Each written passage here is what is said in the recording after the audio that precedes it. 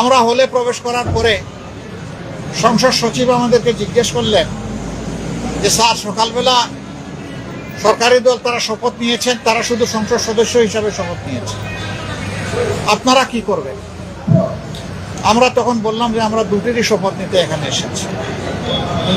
আমাদের তো গভীর রাতে আপনারা দাওয়াতনামা পাঠিয়েছেন, তারপরে আমাদের কোনো কনসার্ন থাকলে আগেই আমরা জানাতাম। আমরা কেন দুইটা শপথ নিলাম, ওনারা কেন একটা নিলেন? ওনারা কেন নিলেন তার ব্যাখ্যা ওনারা দিয়েছেন। আমরা যে ব্যাখ্যাটা দিতে চাই, আমরা মনে করি যে 26-এ কোনো নির্বাচন হওয়ার কথাই ছিল না। এই 26 সালের নির্বাচনটা হয়েছে 24-এর গণ অভ্যুত্থানের কারণে।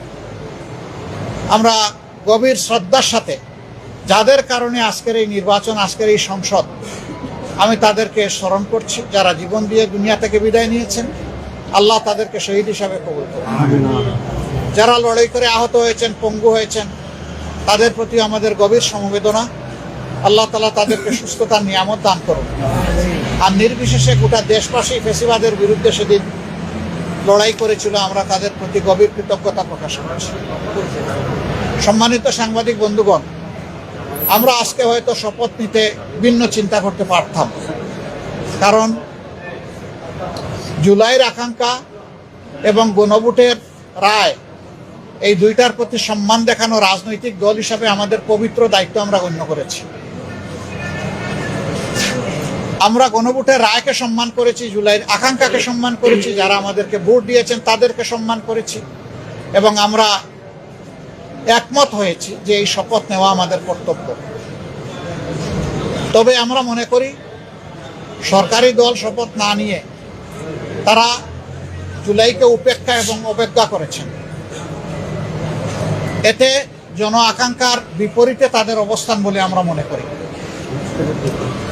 সংস্কারের বিপরীতে তাদের এই অবস্থান স্পষ্ট।